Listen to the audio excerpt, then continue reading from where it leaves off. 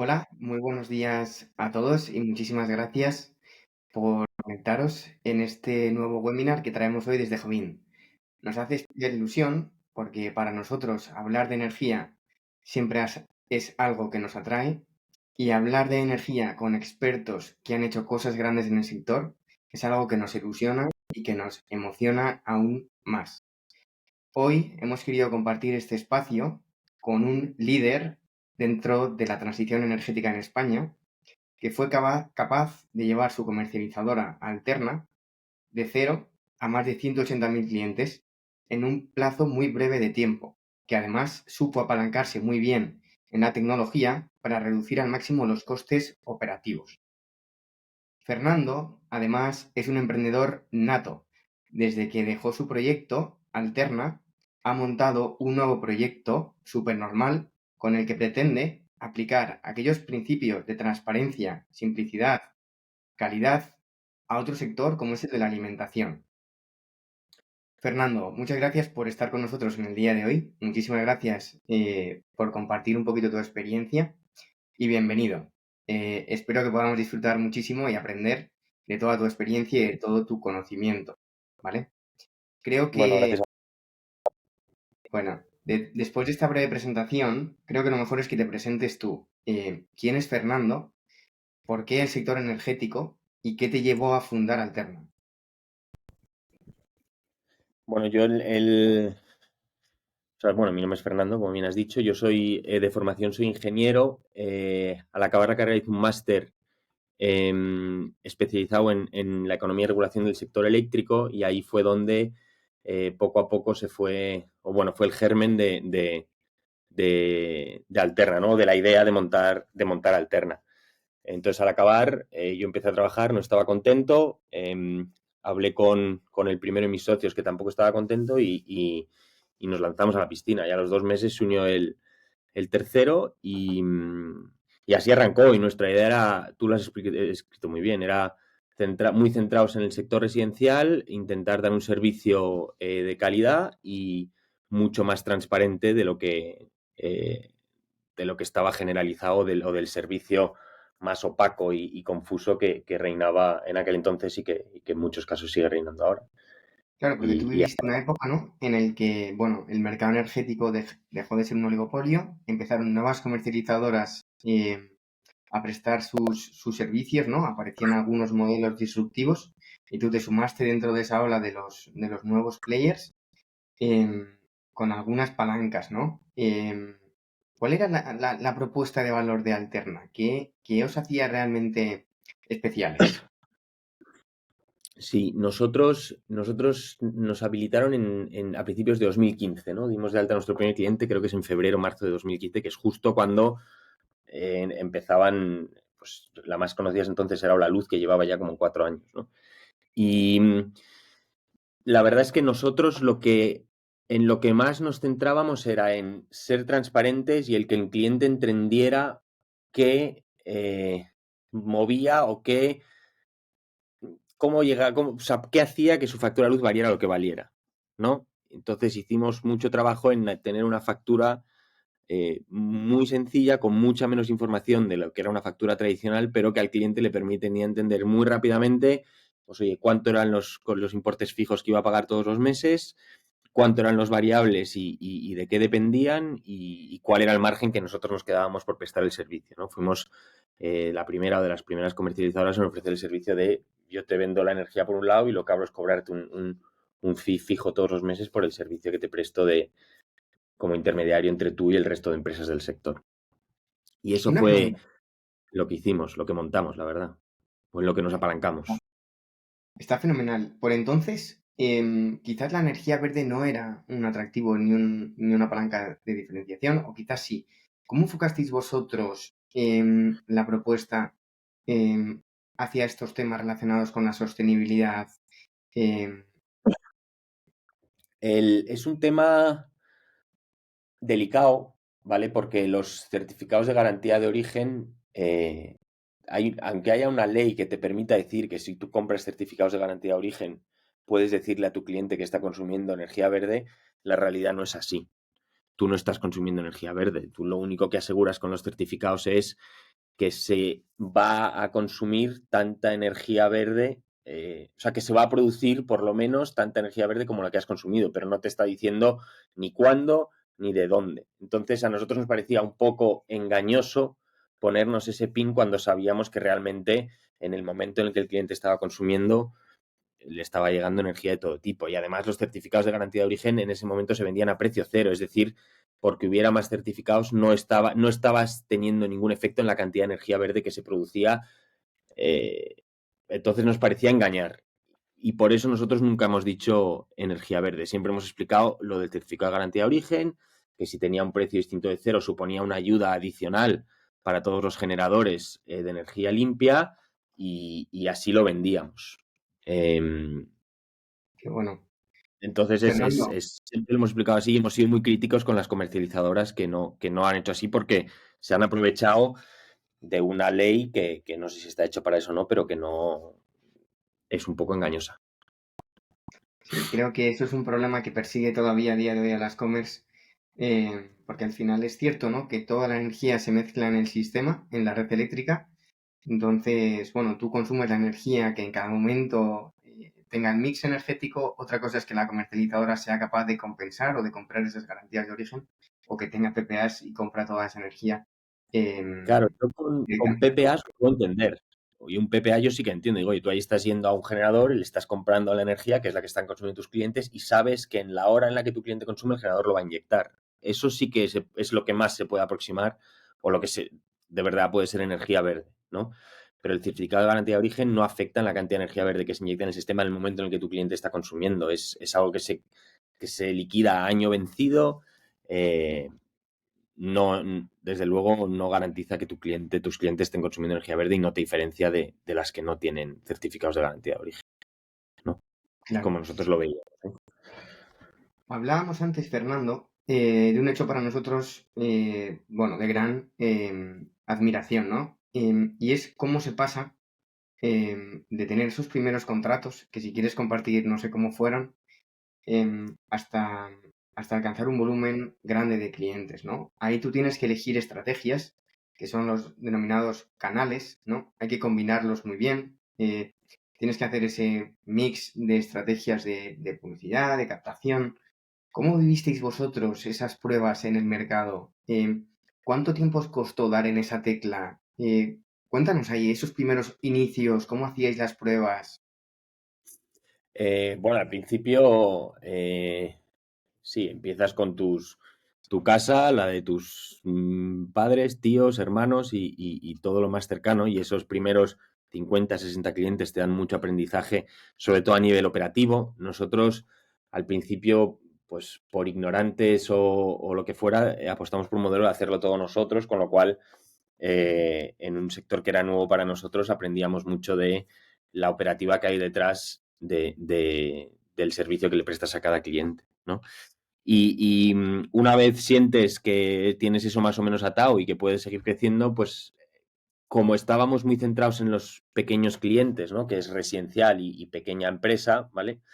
Eh, porque creíamos que es donde más valor se podía aportar en cuanto a transparencia de información, en cuanto a precio, necesitábamos fuentes de captación que nos dieran un poco de volumen, porque el margen por cliente es muy bajo y como tengas que conseguirlos tú uno por uno, nunca vas a llegar a los números que necesitas para que te salgan el negocio. Entonces íbamos llegando a acuerdos con empresas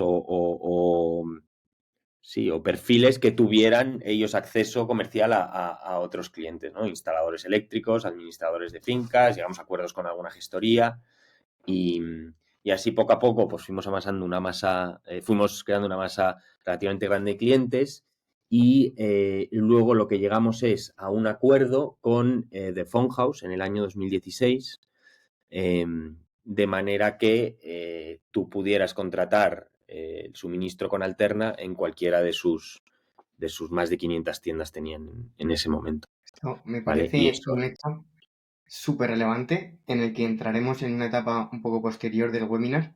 Antes quería claro. preguntarte, que no lo hemos mencionado, esos canales directos, ¿cómo es crear una marca en este sector tan competido? ¿Cómo fueron esos de orgánico? ¿Cómo fue de orgánico? ¿Cómo llevabais esa parte del referral, ¿no? De la recomendación. ¿Qué tal fue esa parte? esa parte a nosotros nos funcionó mucho peor de lo que esperábamos. Mucho peor de lo que esperábamos porque eh, en general la gente piensa que esto era el año 2015-2016, ¿vale? Era muy desconfiada o sea, no sabía ni siquiera que se podía cambiar de comercializadora, entonces desconfiaba mucho de que llegara una empresa nueva, que no fuera un gran grupo conocido en toda España y que de esa empresa fuera a depender su factura de la luz, ¿no? Enseguida pensaban que se iban a quedar sin luz o que la luz iba a ser de peor calidad.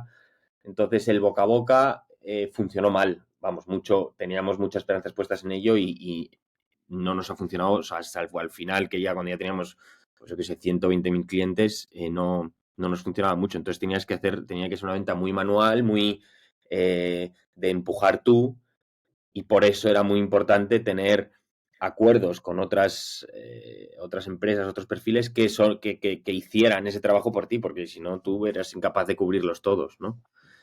Y entonces la marca cuesta transmitir confianza. Y la confianza la transmite el que mejor la transmite es el que hace la venta.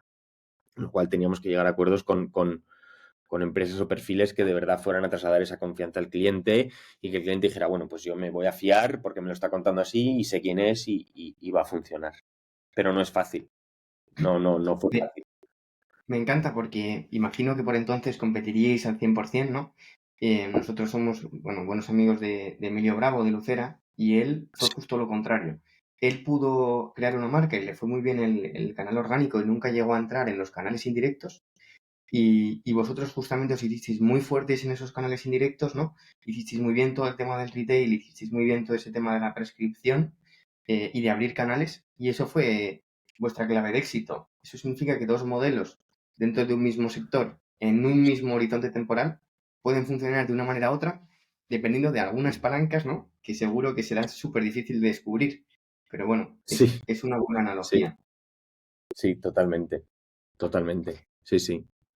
Oye, y empezamos con esos primeros clientes, somos capaces de escalar, empezamos a encontrar esas palancas de crecimiento con esos asesores energéticos.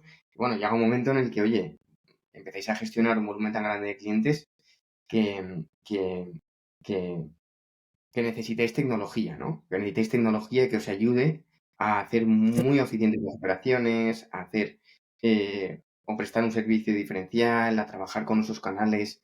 ¿Cómo iniciasteis toda esta parte de creación de un producto digital propio en un sector tan complejo como el energético? ¿Cómo fue esta experiencia?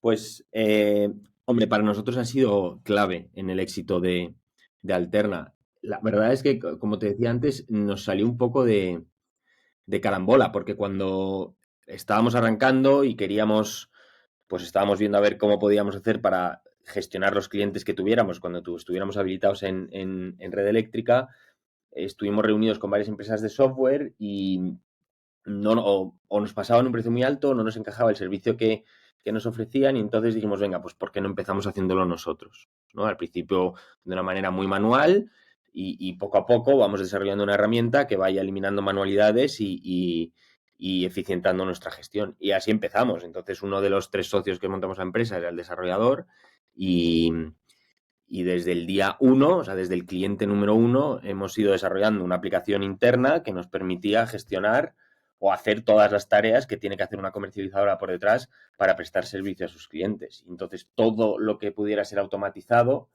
se automatizaba. Absolutamente todo. Evidentemente pasaba por fases en las que no estaba automatizado y tenías que hacerlo de forma manual y te generaba un trabajo, pero, pero enseguida entendías o tenías tú las herramientas para automatizarlo y eliminar esas manualidades. Entonces el valor de Alterna es haber desarrollado ese activo, esa plataforma, que de una manera muy eficiente te permitía tener 180.000 clientes, ¿no? Es verdad que no Barbaridad. lo hemos pasado mal, ¿eh? Lo hemos pasado mal porque, uy, perdón, De lo hemos acuerdo. pasado mal porque bueno, pues había épocas en que fallaba por todos los lados y no es lo mismo que falle para 5 clientes que para 15.000 clientes. Ha habido cambios de XMLs a nivel de la CNMC que te hacen rehacer, o sea, que te obligan a rehacer gran parte de todo tu sistema, pero bueno, luego a medio plazo ha sido súper rentable o el éxito de la rentabilidad alterna ha sido el haber hecho nuestra herramienta propia a la medida de la tarifa y del servicio que nosotros queríamos prestar. Si nos hubiéramos ido con alguna de las herramientas existentes, nos hubiéramos tenido que ceñir al tipo de tarifa que te exigen esas herramientas, a los ciclos de facturación que te exigen esas herramientas y no podríamos haber ofrecido un servicio tan claro y sencillo como el que nosotros teníamos. Claro. Entiendo que cuando hablamos de tecnología y de hacer más eficientes las operaciones, estamos haciendo referencia a toda la parte del portal de back office, ¿no? De relación con los diferentes agentes, de creación de nuevos clientes, de comunicaciones con distribuidoras, de facturación, que esa parte es fundamental, pero somos conscientes que también teníais una aplicación que le dabais al usuario final. ¿En qué momento también decidisteis aportar un poquito más al usuario, dándole un poco más de transparencia, acceso directo a las facturas? ¿Cómo era esta plataforma? Era muy sencilla y es algo en lo que yo creo que nos faltó trabajar un poco más, ¿vale? No, era un portal de cliente muy sencillo donde tú tenías, pues, desde luego todas tus facturas, un histórico de facturas y tus datos y podías modificar tus datos. Y luego nosotros siempre hemos defendido que la principal herramienta que tenía el cliente para ahorrar en su factura de la luz era consumir en las horas valle, ¿no? Sobre todo el cliente residencial. El cliente residencial de manera natural consumía mucho en las horas valle y por eso a todos nuestros clientes por defecto les cambiábamos a la tarifa con discriminación horaria. Entonces, nosotros enfocamos este portal como un sitio en el que tú al cliente le dieras la información que de verdad le era útil para modificar sus hábitos y ahorrar en su factura de la luz. Entonces, el dato que más claramente se veía ahí era qué porcentaje de la energía habías consumido en las horas valle, ¿no? Como mucha gente empezamos diciendo, ahí tendremos que dar el consumo horario de cada tal, no sé qué, pero la realidad es que lo que creemos y creíamos, y yo lo sigo creyendo, es que al cliente residencial ver su consumo por horas no le sirve de nada. No le sirve de nada porque si no le explicas qué tiene que hacer para ahorrar o cómo usa esa información para ahorrar, no le sirve nada más que la curiosidad de decir, mira, a esta hora consumí mucho y justo dio la casualidad de que puse lavavajillas. Pues es algo que se puede saber de sentido común, ¿no? Y la herramienta que tenía para ahorrar de verdad el cliente en ese momento era cambiar la discriminación horaria. Porque tú puedes intentar adaptar tu perfil de consumo a las horas del pool si le vendes un precio indexado, pero es algo que el cliente tiene que hacer solo con 24 horas de antelación, no puede planificar antes. Se genera una situación un poco frustrante si la hora más barata es una hora en la que yo no puedo conectar o no puedo cocinar o no me viene bien consumir, el potencial de ahorro es incierto y muchas veces estamos hablando de, piensa que ahorrar un 5% a un cliente residencial igual es 1,5 €, 2 € en la factura de la luz, no es una cifra al mes, no es una cifra desorbitada que justifique un cambio de comportamiento por parte del consumidor, ¿no?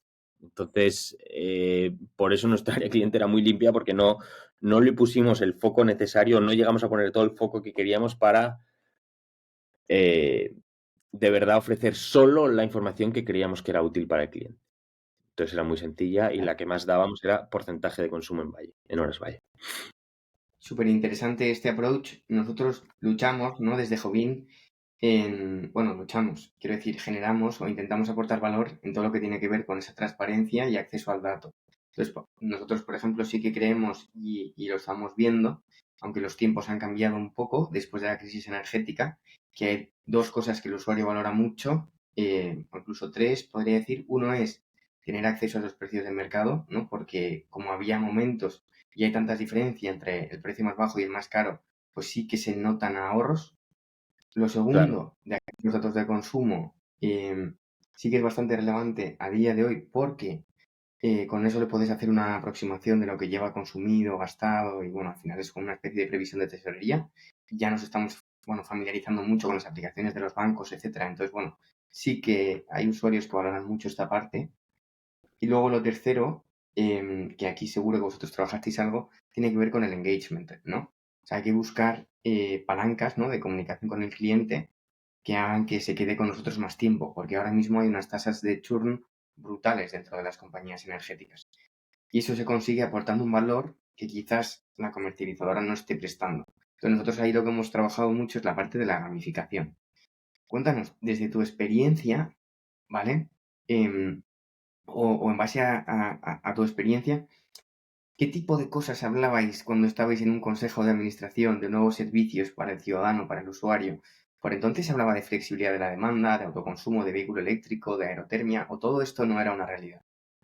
Sí, se hablaba mucho y nosotros como lo veíamos, o sea, para nosotros la información del consumo en tiempo real o horario en casi tiempo casi real era algo que tenía que utilizar la comercializadora.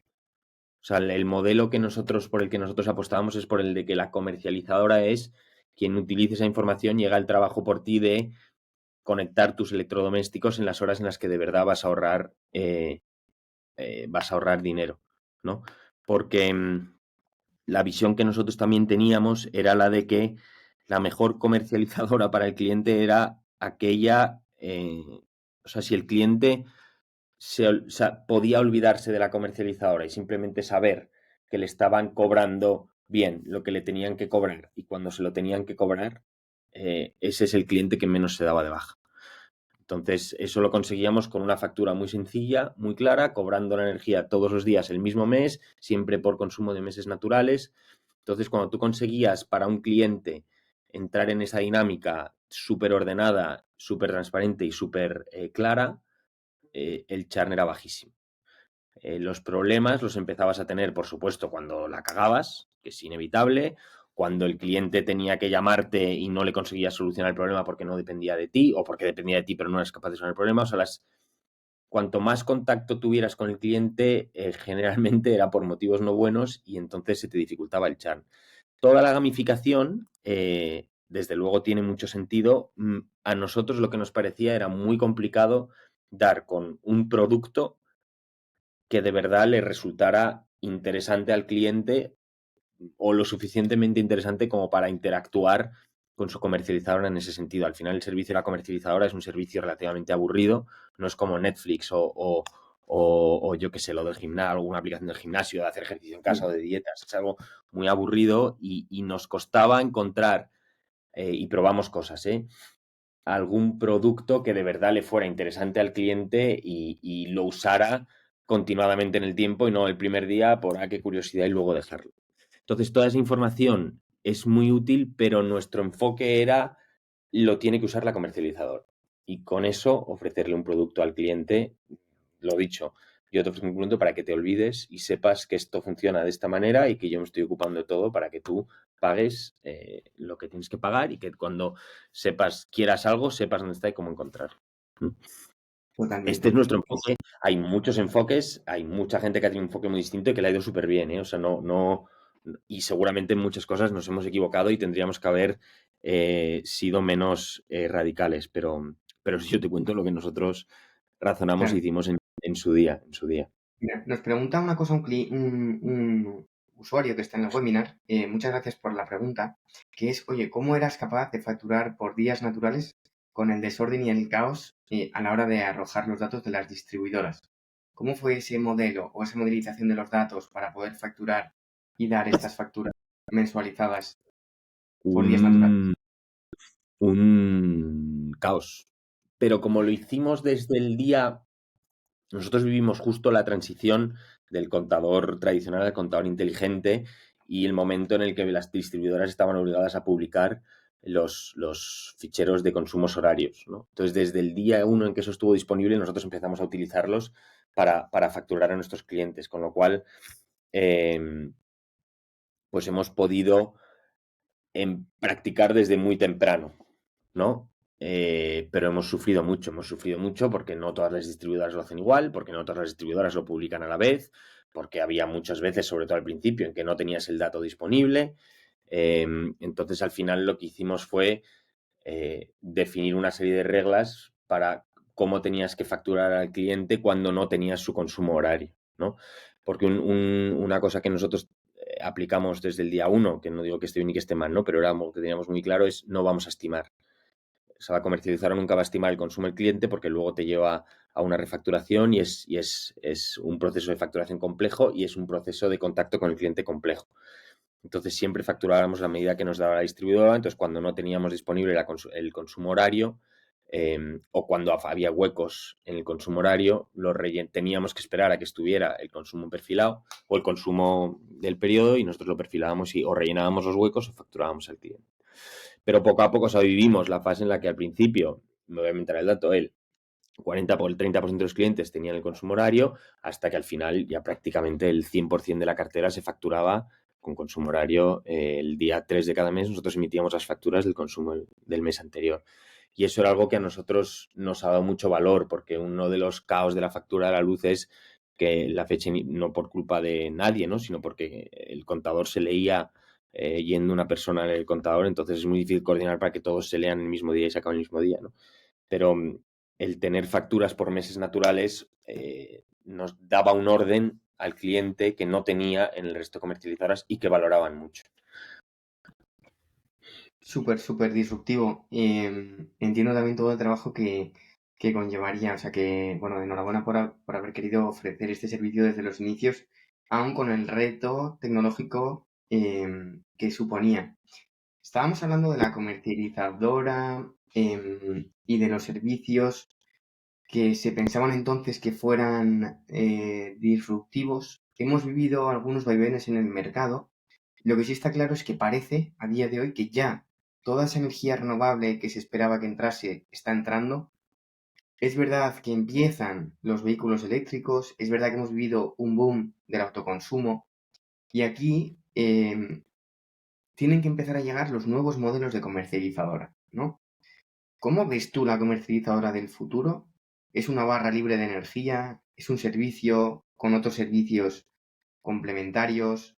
Existen ahora otras cosas que son los CAEs, ¿no? ¿Cómo ves tú esa comercializadora que va a tener éxito dentro de unos pocos años? ¿Qué van a estar haciendo? ¿O qué deberían de estar pensando ahora? Es una pregunta jodida, ¿eh? A ver, yo creo que lo más importante a la hora de... Yo te cuento las cosas como las decíamos nosotros, seguramente mucha gente tenga una opinión contraria y correcta, ¿eh?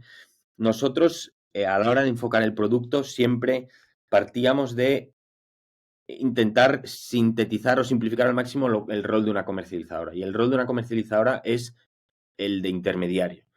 Es un intermediario entre una persona que necesita energía y todas las empresas que intervienen para que esa energía llegue a sus enchufes, ¿no?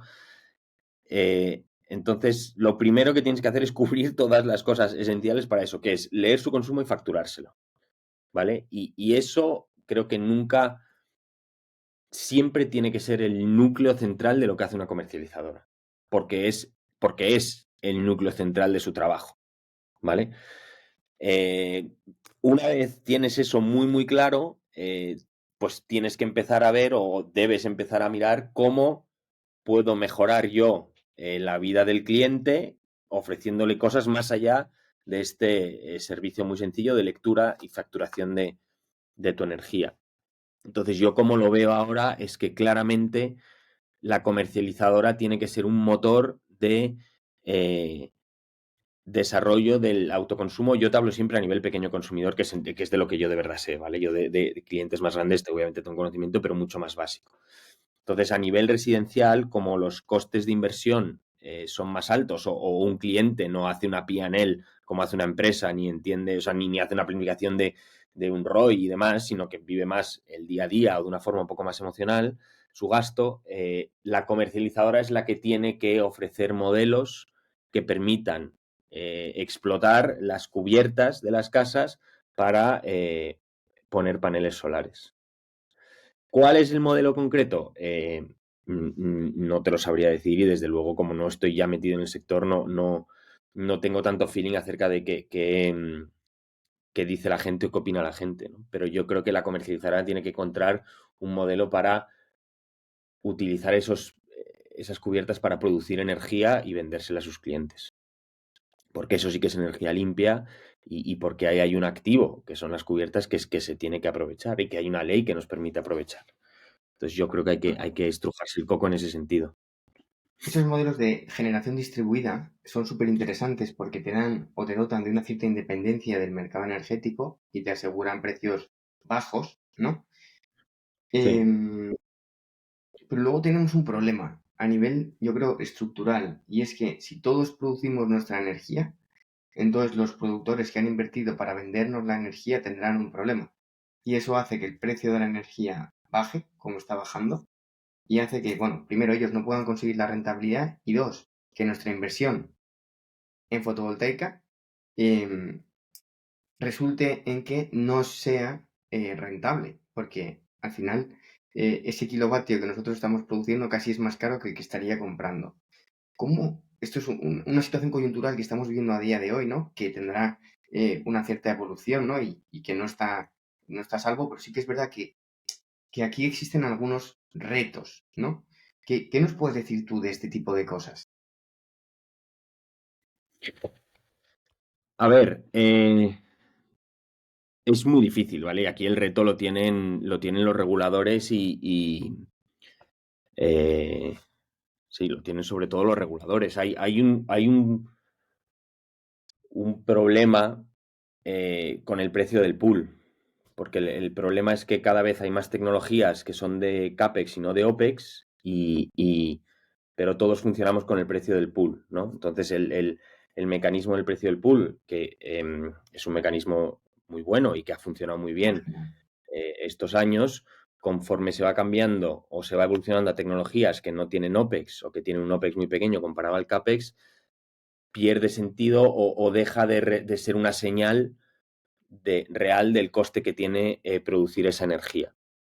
Entonces yo creo que lo primero es que hay que solucionar eh, cuál es el precio, o sea, cuál es el mecanismo, hay que descubrir cuál va a ser, o idear cuál va a ser el mecanismo que va a mandar una señal a los futuros inversores real de cuál es el precio al que van a poder vender la energía si instalan un huerto solar o un huerto fotovoltaico. Y luego hay una cuestión tecnológica también muy clara que hay que solucionar y es que el sol y el viento no son productos que llegan a demanda, no son recursos que llegan a demanda, llegan cuando llegan.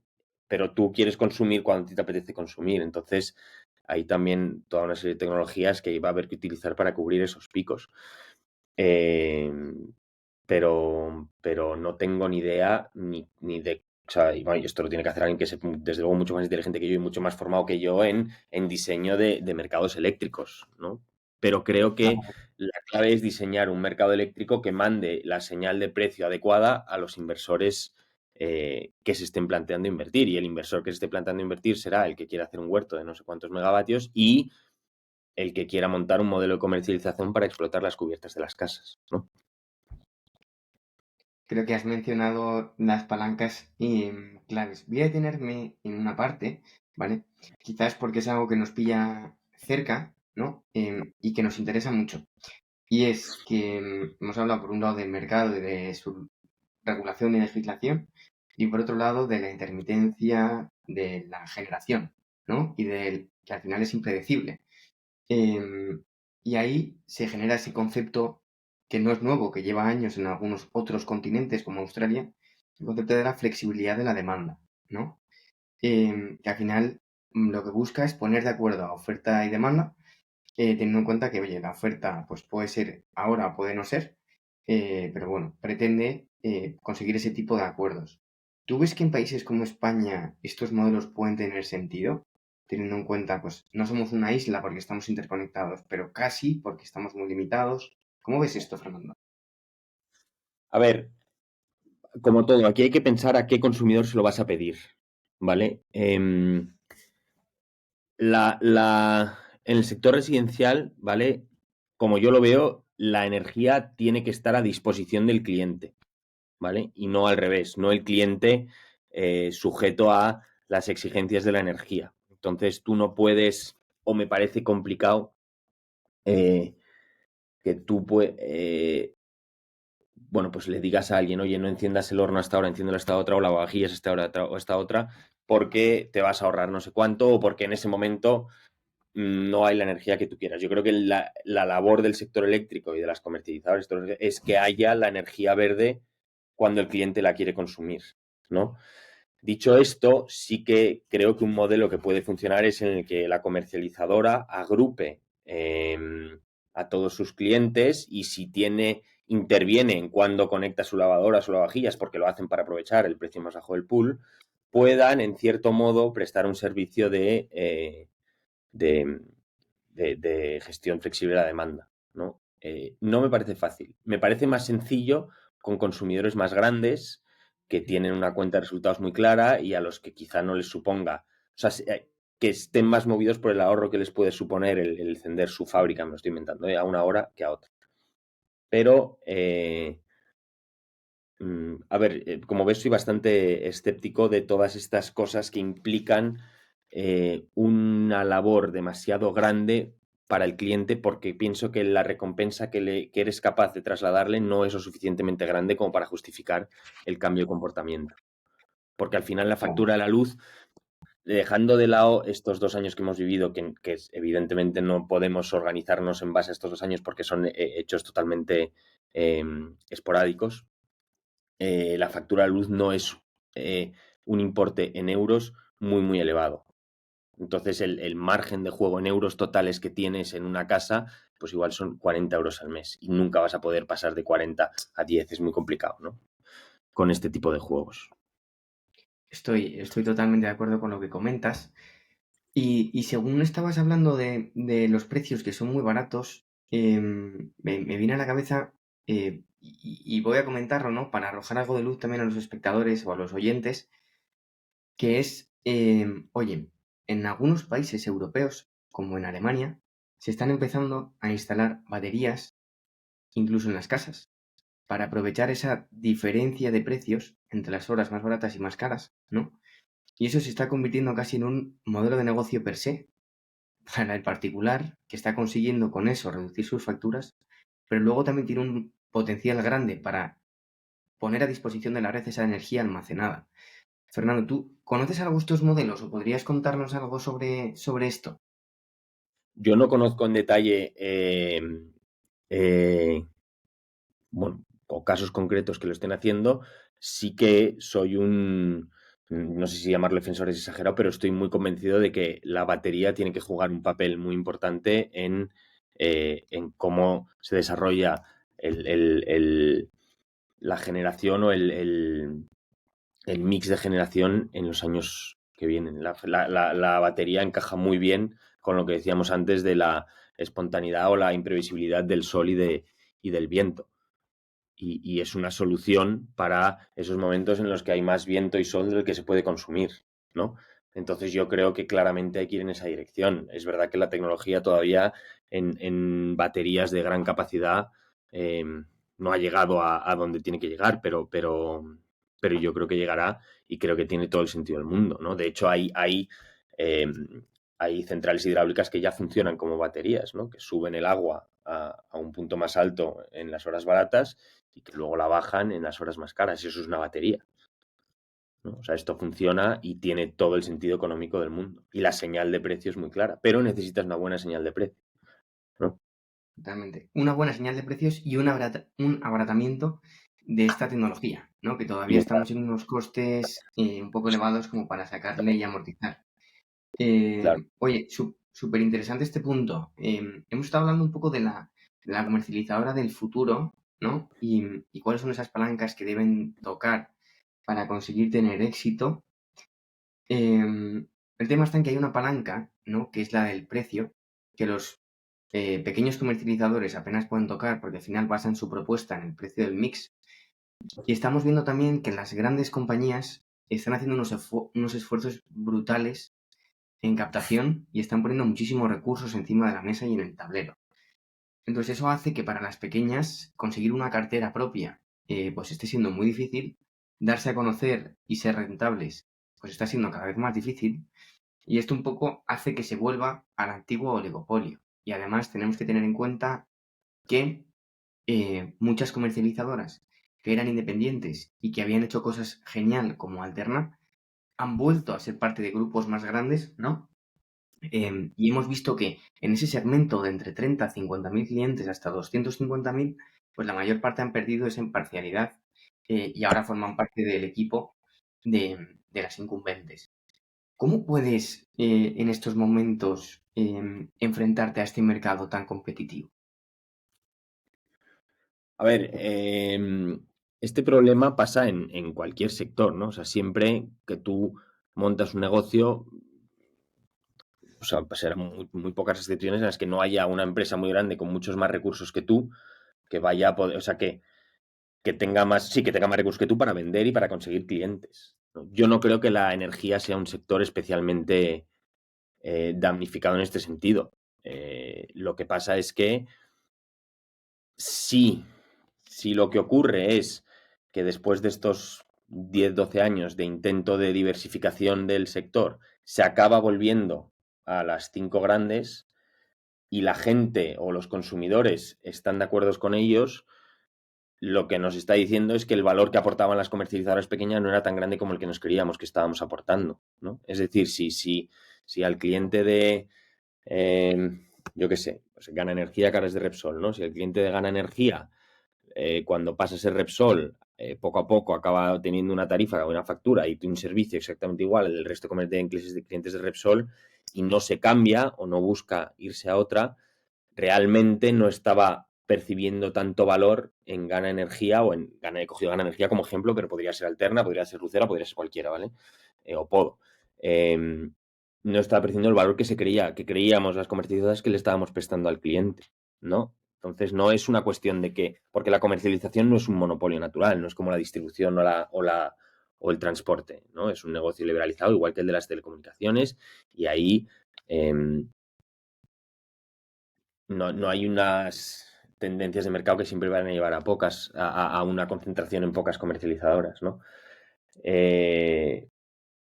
Entonces, no sé bien qué va a pasar ni cómo se va a conseguir. Yo creo que uno de los retos de una comercializadora es precisamente el que tú has dicho y es cómo consigo llegar a mis clientes. Yo sí que creo que las comercializas pequeñas aportan un servicio al cliente y no creo que la tendencia que ha habido en los últimos años sea algo, no represente la realidad o la voluntad del consumidor. Creo que la gente sí que valora el servicio que prestaban las comercializadoras pequeñas. Y se ha demostrado que las comercializadoras pequeñas tienen la capacidad de captar clientes. Otra cosa es que luego las empresas que hemos montado, o sea, las personas que hemos montado esas empresas pequeñas, no seamos insensibles a el decir, venga, pues ahora ya se lo vendo a una empresa más grande, ¿no? Es un súper Pero, punto. pero el reto 100%. está en captar y en captar volumen. No es fácil crecer mucho porque tú necesitas muchos clientes muy pequeñitos para poder cubrir tus costes y ser una empresa rentable, ¿no? Y las grandes, pues hacen lo que los que hacen las empresas con dinero cuando quieren crecer, o invierten en canales de captación o compran. No es algo que no ocurra en otros sectores y que no vaya a seguir ocurriendo en otros sectores, ¿no? Hay Totalmente. algunas que Fernando, en aguantan este, y que son muy grandes. Audax es muy grande o la luz empieza a ser grande. Entonces, bueno, pues poco a poco van saliendo alternativas. yo creo que aquí vosotros sois un gran modelo de éxito por cómo empezasteis y luego también por cómo enfocasteis vuestra estrategia de comercialización y vuestra eficiencia operativa, ¿no? Comentábamos antes que, oye, vosotros fuisteis rentables casi desde los inicios, que teníais un equipo muy comprometido, muy ejecutivo y que eso os permitía prestar el servicio a un gran volumen y que esto os hizo crecer y crecer mucho apalancados también en el canal retail, que es ese de Phone House, ¿no? Que pertenece al grupo Dominion. Entonces, Fernando, es el momento, yo creo que en el que nos cuentas cómo empezasteis a entrar o cómo conseguisteis, ¿no? Ese gran partner, como puede ser de Phone House, y luego cómo tuvo sentido hacer esa venta a un player más grande, que os iba a dar más recursos para hacer más grande la compañía, y luego, ¿cómo es ese proceso de, oye, dejarla ir a la empresa, salirte fuera y montarte tu nueva empresa? Bueno, vamos, yo creo al principio del todo, si quieres. Sí, mira, nosotros llegamos a The Phone House por, no sé si casualidad, pero yo antes de montar Alterna trabajé en una consultora de energía pequeñita de aquí de España. Entonces Phone House cuando decide, yo ya me fui, monté Alterna, cuando decide vender también contratos de energía en sus tiendas, llama a esta empresa para que le haga, pues le monte el servicio, ¿no? Y le haga como la herramienta que compare las 5 o 6 comercializadoras que pretendía tener Phone House en ese momento para porque Phonhouse por definición es multimarca, ¿no? Tú si vas a Phonhouse puedes contratar con Vodafone, con Yoigo, con quien sea. Entonces, bueno, contrata a esta empresa para que se lo monte. Y esta empresa nos llama a nosotros y nos dice, oye, estoy preparando un pool de comercializados para Phonhouse, ¿queréis estar? Y nosotros dijimos que sí, obviamente. Y entonces tuvimos una reunión, a raíz de eso tuvimos una reunión con The Phonhouse para contarles el producto, les encantó nuestro producto y entonces también les ofrecimos desarrollarles un pequeño software de comparación de facturas eléctricas, de facturas de electricidad, basado no en la factura que te traía el cliente, sino con los datos de la factura del cliente extrayendo su consumo real de los últimos 12 meses, que es algo muy sencillo que hacen todas las comercializadoras, ¿vale? Pero bueno, en ese momento es lo que les ofrecimos. Y calculando realmente cuál era, oye, pues mira, en los 12 últimos meses de verdad te habrías ahorrado tantos euros. Y eso les gustó mucho, les desarrollamos el software y lo empezaron a utilizar y además de las comercializadoras que tenía ese momento que ofrecían en ese momento los clientes, que eran 3, pues la que mejor tarifa y la que mejor servicio ofrecía era Alterna, con lo cual el 99% de sus contratos caían en Alterna. Y entonces, de ahí la relación evolucionó a que todo el software que usaban en las tiendas de Phonhouse para hacer la contratación de energía lo desarrollamos nosotros, ¿vale? Partiendo de esta herramienta de contratación, de comparación, pero luego todo lo que es la contratación, la postventa, cuando un cliente iba y decía, oye, he contratado aquí con la energía con vosotros y tengo no sé qué problema, pues usaban nuestra herramienta para ver lo que había pasado y llegó un punto en el que se dieron cuenta que en la energía no es como las telecomunicaciones en que hay muchas más variables que pueden mover a un cliente, ¿no? ¿Cuántos gigas te doy? ¿Cuánto te cuesta la llamada? ¿Qué establecimiento tengo? Bueno, hay más palancas que pueden o que pueden hacer más variable la oferta entre una y otra. En energía en ese momento no era tan fácil diferenciarse y si tú tenías una tarifa que era la mejor, con un servicio que era el mejor, pues podías tener otro que fuera igual, pero era difícil que tuvieras una mejor. Entonces dijeron, oye, aquí solo se vende Alterna, pues vamos a vender solo Alterna. Y empezaron a vender. Nosotros hicimos muchísimo trabajo de formación en las tiendas. O sea, nos recorríamos España entera visitando todas las tiendas varias veces al año para asegurar que entendían muy bien que el producto que estaban vendiendo, cómo tenían que contárselo al cliente, qué cosas valoraba el cliente, qué no valoraba el cliente, qué dudas habían tenido que les hubieran llevado a los clientes. Y eso también facilitó la venta. Entonces, al facilitar la venta, Phonhouse vio un valor en la venta de los contratos de energía y se volcó más en venderlos y eso fue lo que estalló y nosotros en 2018, que fue la guerra absoluta porque pasamos de 4.000 contratos a 60.000 contratos en un año, casi nos morimos en el intento, pero bueno, lo sobrevivimos y luego 2019 y 2020, bueno, 20 menos por el COVID, pero 2019 fue un año muy bueno también de captación de clientes y 20 igual, a pesar del COVID, no perdimos clientes y crecimos un montón, ¿no? Entonces Y nosotros una vez vimos la capacidad comercial que tenía de Phonhouse y el valor que suponía eso para una comercializadora, ¿no? Por lo que decíamos antes, la comercializadora no solo tiene que tener un buen producto, tiene que tener una forma de llegar a muchos clientes, porque necesitas muchos clientes.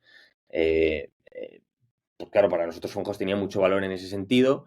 Lo que les dijimos es, oye, ¿por qué no os quedáis con una parte de la compañía? Y de esa manera nos asegurábamos el canal de ventas, ¿no? A ellos les pareció muy bien.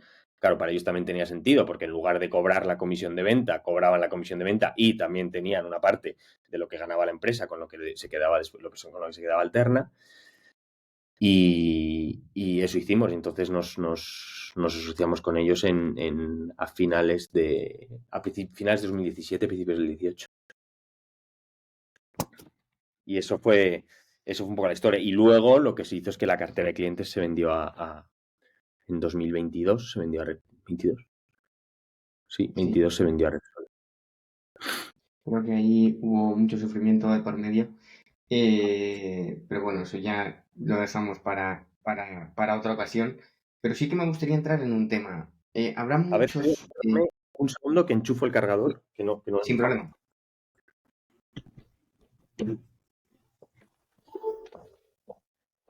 Ya estoy. Genial, sin problema. Iba a mencionar que para algunos oyentes seguramente estarán pensando, jo, qué suerte, ¿no? Que encuentras un canal como de Funhouse y encima luego te compran, ¿no? Pero fíjate que yo analizando esa suerte, digo, veo, ¿no? Veo diferenciación y veo muchísimo valor. que fue por lo que os eligieron. Veo primero una propuesta de precios atractiva que hacía que en los comparadores fuera la mejor. Veo un desarrollo de software que probablemente ni siquiera os pagaron, que les permitía a ellos agilizar muchísimo toda la operativa y la comparativa. Me di cuenta que no tenían conocimiento los vendedores de teléfonos móviles de energía. Veo también que teníais una pegada y un alcance y que fuisteis capaces de cubrir ese salto tan cuántico de 4 a 60.000 clientes que no quiero ni imaginarme las pocas horas que dormíais, ¿no?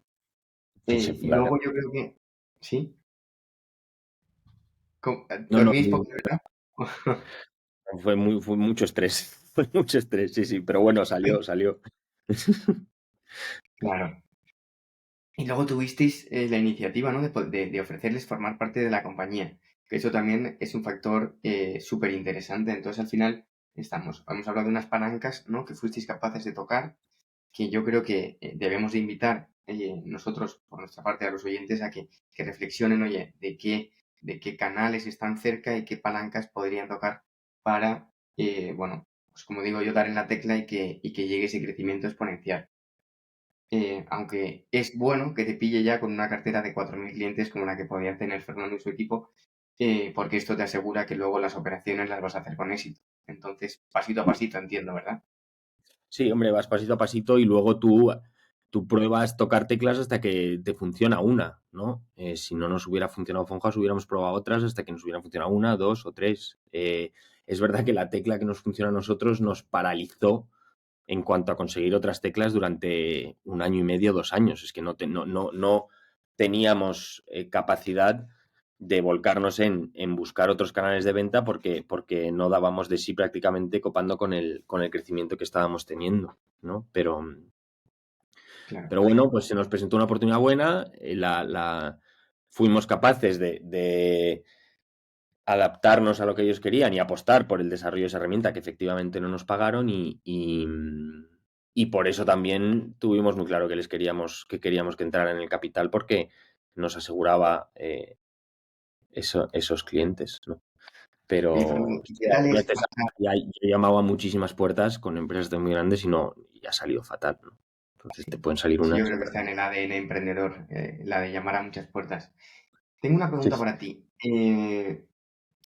Dentro de todo este proceso, ¿no? De crecimiento, vemos que, bueno, al final pasáis a formar parte de un grupo más grande, que es ese grupo Dominion, y vosotros seguramente como emprendedores veis que a lo mejor vuestra capacidad de decisión o vuestra agilidad se ralentiza, ¿no? Porque habitualmente ocurre que te contagias de los grandes corporates. ¿Cómo te viste tú como emprendedor dentro de este proceso de dejar de tener esa independencia y formar parte de algo más grande? ¿Cómo es? Porque yo creo que todos soñamos con ello, pero no somos conscientes de lo que implica. Claro. A ver, en el acuerdo estaba que nosotros teníamos que, o sea, que nosotros queríamos mantener esa independencia, ¿no? Y funcionar como una empresa aparte o al margen de los procedimientos del grupo, ¿vale? Es verdad que hay procedimientos que pueden tener sentido y que te mejoran y entonces esos pues los adoptamos sin ningún problema. Y entonces al principio funcionábamos de forma bastante independiente y prácticamente igual que antes, ¿no? Cuando poco a poco eso fue cambiando, ¿no? Y cada vez, pues, ellos querían que Alterna estuviera más integrada dentro del grupo Dominion, pues es cuando nosotros ya dijimos, pues, bueno, pues nosotros, esto no es en lo que somos realmente buenos, ¿no? Y no es donde queremos trabajar o no es donde podemos aportar el, el valor que realmente aportamos y es cuando nos fuimos. Pero, pero bueno, al principio sí que trabajamos con mucha independencia y lo mismo, porque no nos asociábamos con ellos porque, eh, yo qué sé, ni porque necesitáramos una cifra de capital muy elevada, ni porque pues pudiéramos hacer uso de alguna tecnología que tuviera lo que sea, no, es simplemente nos asociábamos para asegurar que lo que teníamos hasta ese momento, que era un canal de ventas muy bueno, se iba a mantener. Y es lo que pasó. Y es lo que pasó porque 2018 y 2019 son 2 años muy buenos de Alterna. Totalmente. Entonces, al final, a modo de resumen, conseguimos pasar Alterna de 0 a 182.000 clientes, conseguimos pasar una factura, o sea, pasar de una facturación de 0 euros a más de 118 millones de euros, creo que he leído, y sobre todo también de crear un equipo pues de 0 personas. No sé hasta dónde fuisteis capaces de generar empleo. 30. Nosotros éramos en Alterna, cuando nos fuimos éramos 65 personas, ¿vale? Es verdad que había casi 40, 45 de atención al cliente, de call center, pero parte de nuestra estrategia era precisamente invertir mucho en nuestra plataforma y en nuestro software de gestión interno para no tener que ser un número desorbitado de gente, porque es al final lo que te destroza la P&L, ¿no? Entonces, de negocio éramos 20, 25 personas. Sí, Y fíjate sí, lo que sí. supone conseguir, bueno, estas hazañas. Entonces, a modo de resumen de esta parte eléctrica, ¿vale? Y vamos a entrar en los últimos 3 4 minutos de podcast. Yo creo que, por resumir, ¿no? Y aporta lo que quieras, Fernando, yo tocaría algunas palancas que has mencionado como, oye, un producto y servicio muy orientado al cliente, con un buen precio, donde la sostenibilidad quizás no era la mayor diferenciación, pero sí que teníais claro que queríais ser, o tener o seguir esta tendencia, con una factura simple, con unos canales indirectos muy depurados y unos acuerdos estratégicos que os permitieran crecer mucho, ¿no?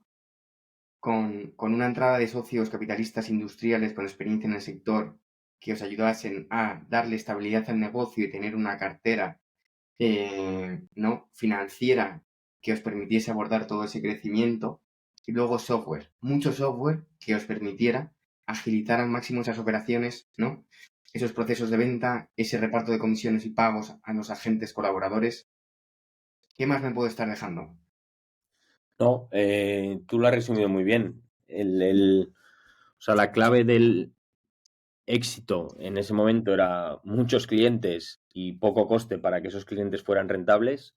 Y, y la forma de conseguir eso es tener capacidad de captar y tener capacidad de gestionar lo que captas con poca gente. Y eso es en lo que nos volcamos.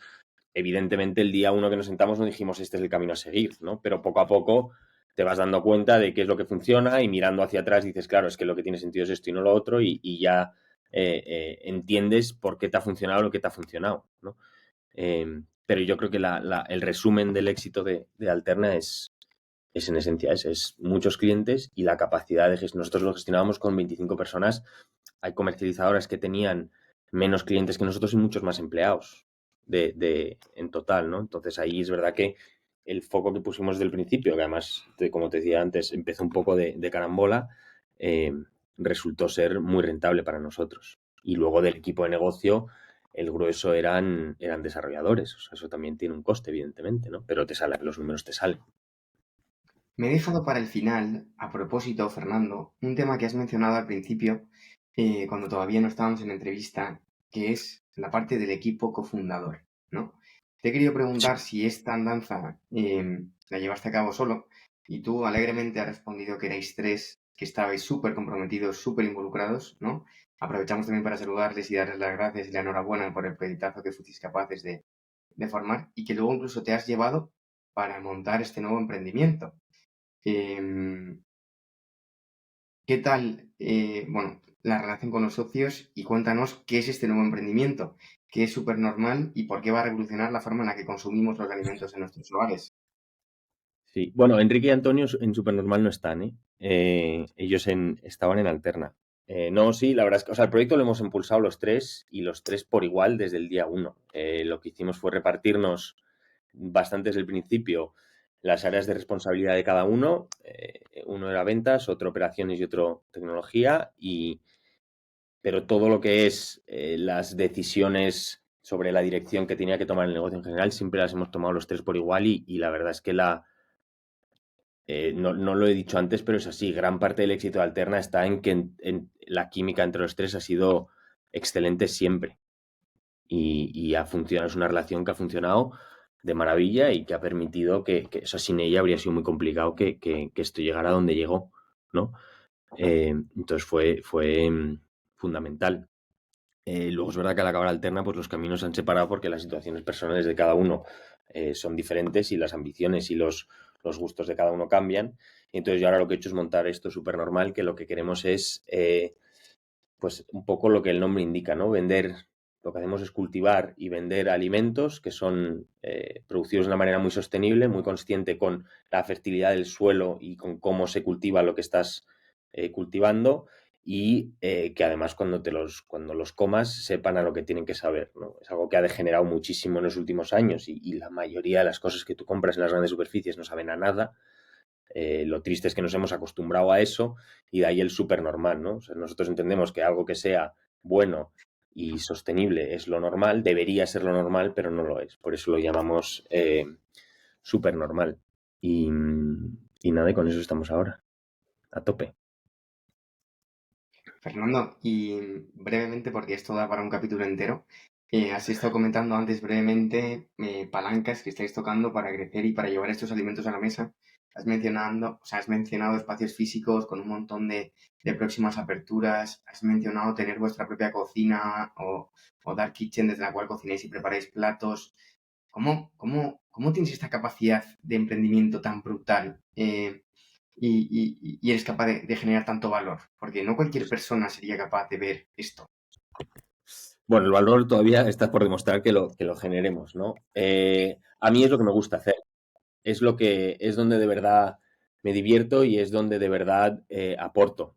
Creo que en ese sentido no tiene mucho mérito porque no me supone un esfuerzo enorme.